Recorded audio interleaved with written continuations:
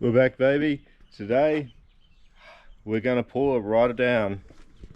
Where we left off, the engine's out, the bay's looking a bloody mess. The more I look, the worse it gets when I see a bloody cluster mess of loom over in the back corner, maybe the complete stock loom. But yeah, we need to get it right apart, get it into a good state. That way I can actually start building her up the way I want. One of the first big things I have to do, empty everything out again, all the spare parts, everything, work out what I want to keep, work out what I want to sell, make some money back so I can actually afford to build this car. So I'm going to tear into it, going to empty all the stuff out of the boot first, work out what I've actually got, then start in the interior. Definitely that door doesn't open, not sure why the passenger's door doesn't open, but driver's door kind of does. Push on a lock, get in there. Got to get this carpet out. Actually, I reckon the key won't even match the driver's door handle, which sucks, but we'll deal with that as a later problem. Got to get this carpet out, probably get the seats out. The steering wheel's definitely got to come out. It's got a mechanical oil pressure gauge down there, that will come out. The Microtech dash, Go Fast Bits boost controller, and then we'll find out what else has been hidden behind the dash. I'd say I'll lie down, get up under there. Man, I reckon this car's going to have a few things hidden away. Ooh, I reckon this might nearly be worth trying to make use of. The old cruise control. Hopefully it's a freewire one. Might be able to put some things into play and make it work. That'd be cool. Not too many scary surprises so far, apart from having to chuck a hat on because my head keeps getting sunburnt. We got the interior kind of apart. Didn't break any of the center trim pulling it off, the tombstone and the center console. So I'm wrapped about that. Managed to bloody get all the wiring loom out. Found a couple of weird things. I just got a relay chilling in there. Not sure what he's for. Have to backtrack the wires. Boot carpet out. We're getting ready to pull the fuel pump out next, see what's actually in there. Got a bit of a dent to fix up down the spare tyre well. Should be easy enough. We'll knock it out. These trims, I want to pull them off just because they irritate the hell out of me. There's a speaker placed on top of them. I want to see how well they've actually been wrecked. Heaps of just random bits chilling. Piles of parts. Even managed to get a spare factory engine loom. This was just chilling, taped up in the corner of the bay. Absolutely no need for it, but it may help when I go to integrate the Haltech with the next build. And the bay is got a couple of loose things in it, not that it's really noticeable. Stood here for a few minutes just kind of planning out my actions, working out the likes of these fuse boxes, that fuse box, what other things I've got hidden away, how to make it look tidier, because at the moment, even stripped down, it's still a bloody mess. Oh well, we keep pushing through. Let's get this fuel pump out, work out some tools and take you guys along for the ride. Should be easy enough. Been years since I pulled one out, but hey. Alright, couple off, lines off. Had to bust out this bloody tool because the threads on them are stuffed. Managed to get one of them off of the little screwdriver, sharpest one I had, and it just got in there, but yeah, they just went around. So see if you don't fall over. Let's get some action of this going. I feel like nothing good happens when you get this tool out. I hate it. Loose. Let's go through, loosen them all off. I was told this car had a Raceworks pump in it. I doubt it, as this doesn't look like it's been apart in years. Be lucky to have a Walbro 255, I reckon.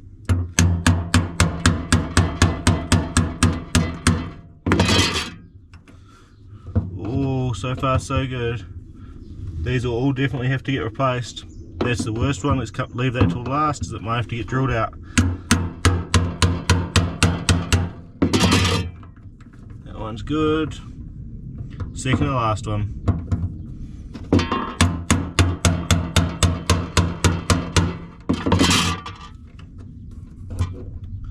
See how we go with this bloody, the worst of the lot. It is wrecked.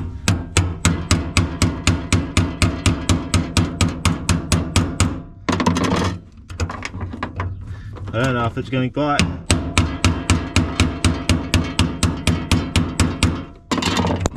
Oh, you took a tumble and the bolt is loose, but there's absolutely nothing to grab hold of. I'm going to grab a little screwdriver, undo these, and I'll show you what's in there. At the moment of truth, will it be rust? Will it be a good pump? Hey, the pump looks alright, but it's old. And the tank is light surface rust, but overall alright. I'll call that a win. I'm happy. Let's get this blade thing out. Oh yeah, looks like it might be an old Raceworks pump. Let's get that off. It's not going to be capable of what we're after now. And newer pump definitely be needed, just so I can trust everything going on. But yeah, you can see why it wouldn't start from what was in the tank. It's just nothing in there. I'm going to chuck a drain bucket underneath and empty all that out later on, and then we'll be okay. What's next? What's next? Anyone want a remote? That can go in the bloody bin. It's the sort of weird stuff I found in this car, but at least that's what happens when the car hasn't been touched in years. What have we got next? Really want to rip these front fenders off. Might leave that for now. I reckon mouldings, it will be next off. One thing I need, if anyone's got them, Series 5 mouldings. I got the skirts, I got the bumpers. I'll need front on each side of that, the doors, and this little back section, as the skirts replace the other two little bits on the fender and behind the back door. Bit jumpy in my actions today across what I'm doing, but ripped all the side mouldings off. Just wanted to see what it looked like, and wanted to test out the Series 5 skirts, so they just don't fit with the factory Series 4 mouldings on. Happy with that. Intake's all apart, working out what I have. Turns out the intake that was on it, nice and ported, so that should be good. Is the top half of it, having a suss of it, as I'd really like to go drive-by-wire on this car. I do drive-by-wire on all the setups I do now, really, and it just works better. I'm just not quite sure how I'm going to do it. If anyone's got a smart ass way to make it work, let me know. I'd love to see it. Got a Series 5 intake there. Looks like the ports are a little bit bigger on it, but not noticeable enough to justify getting an adapter to make it work with the lower half I've got. What else have I found in my bloody pile? The Gilmore drive's all off, so I can sell that. Bloody mechanical oil pressure gauge is out. And what's next? What's next? I reckon it's going to be pulling apart this turbo. So this is the Garrett turbo that came with it, upside down at the moment. You guys can't see jack shit of it. Show you when it's apart. I'm going to pull it apart, just measure the front wheel. Got a feeling it's going to be a 35-40 inside the housing, as it is a lot bigger than stock, but not huge. So let's see, whip it off, let's see what I've got to sell. Pretty terrible spot to be working on a turbo, but got it loose. I'm going to chuck you guys down here and pull it off.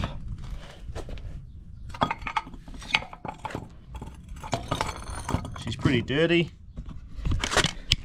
This looks like taking it, it's just a bit of grime from sitting around. Nothing that's been sucked in, there's no damage. But yeah, looks good. Spins nice and freely. Measure up the front. Now I'll pull the back off as well, measure that off as well. Oh, I don't really want to. I guess I have to. I'll pull both apart, measure it all up, see what we've got. But at the moment, grab some verniers out.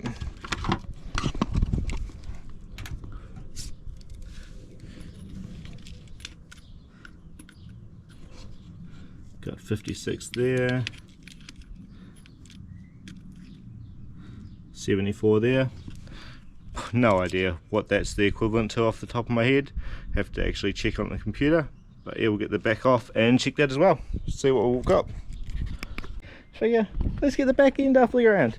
See what we're working with. Getting under here. Got a bloody shocking exhaust. Looks like it's had some stuff living in it. And looks tiny in there with a big 4-inch pipes over it. But yeah, that is going straight in the bin. A diff, hoping it's a turbo diff. Bloody hope so.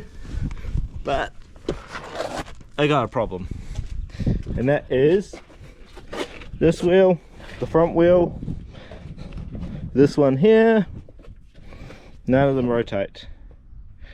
And if it was just one, my axe is about to fall out, should be right. If it was just one, I would say, oh, it's brake caliper stuck. But I am leaning towards the master cylinder is not letting the pressure back through, and when the brakes have been touched, they've just stuck on. So I'm hoping if I loosen this off, it has to come off anyway, so I'm hoping if I loosen it off, it's just going to let the pressure go and the brakes are going to let go, well, ease off. But let's find out. Grab some tools out, grab some brake clean up a bit of the mess, not that it really matters, just can't make it much worse over there, and the bay has to get painted anyway. But yeah, let's see if that fixes it. Wow, this should be interesting. Yeah, all the bolts are loose, the flares are loose. Nervous to pull it off and see what I see behind here, seeing as how much mess is down here. There he goes. Oh, there's our problem, I reckon. Hoping now, let's undo this bloody plug. Wow, she's been leaking a long time. That can go in the garden. Safe spot for it over here with the power steering lines. Wow, that's bad. Change your seals, kids. Change your seals. Wonder if a Nissan booster and master will go on here. They're nicer looking. I'd rather run those lines. Will she turn? No. Wow, still stuck. I'm assuming the front's going to be as well. Wonder what this little doohickey does. I think he's only in relation to the fronts. Oh, it's a back to rear. Maybe it holds pressure on. I might crack those ones, see if that fixes it. Got that little bugger out of the way now. Line's bent to the middle so they don't keep dripping on the paint. Not that it matters, as everything's going to get stripped down soon. But less brake fluid on stuff, the better. Let's see how we go this time. That's a bit better. It's, look, still tight. See how we go on the other side. That bloody axe, it's getting close to falling. Could cross my fingers here. Yeah, still tight. The pads are probably gripping onto that rust as well. Definitely going to need new pads and rotors all around, but that's kind of standard when you buy a car that's been sitting for God only knows how many years. By the way, if anyone recognises this car or knows any of its history, let me know. Would love to get in touch with one of the old owners and find out what was actually done when. Got a few names, but I've been unable to actually find them on Facebook to get in touch. But yeah, let's get these back wheels off, get the exhaust off, then move to the front and get the fenders off. It's probably about enough to call it a day, I reckon. Wouldn't mind getting the bumper off, but it means I gotta pull the tail lights out, and I quite like seeing them sitting in there at the moment. But we'll see how we go.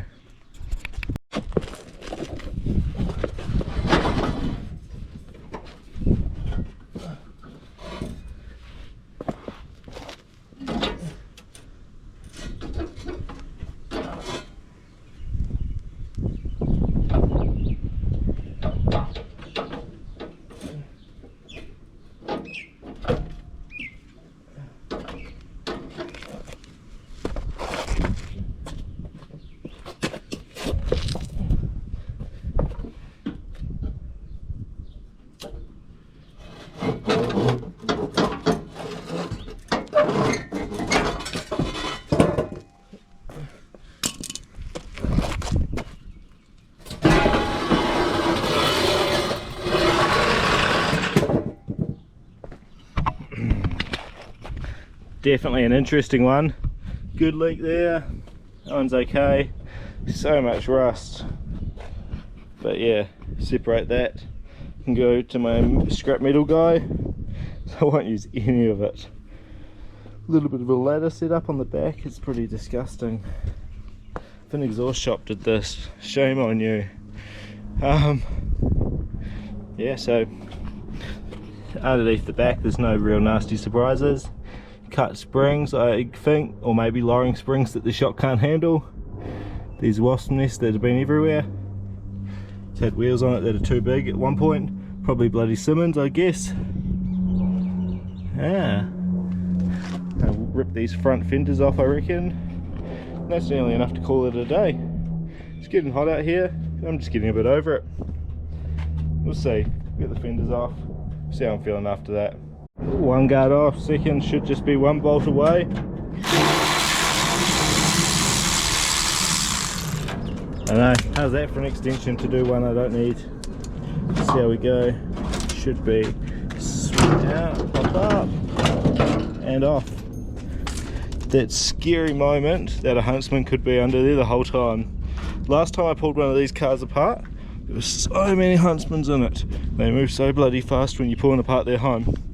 But yeah, both guards off. This one's got a bit of wear from a wheel that looks like it was too big, but that should clean up alright pretty easily. Yeah, what have we got now? All off. Looks so much bloody uglier now. Front end's nearly apart. Next video I'm going to work away on stripping out the engine bay. I want to get that down to a bare shell, because yeah, most of the stuff in there won't be needed anymore, and the stuff that is in there needs to be pulled apart and cleaned. Same with all the stuff in the rear end. This is snowballing so badly. Oh well, this is what happens with every build I do. Bring it on. But I think I'm going to close off the video there. Hope you guys like it. Let me know if there's anything you want to see in the next videos.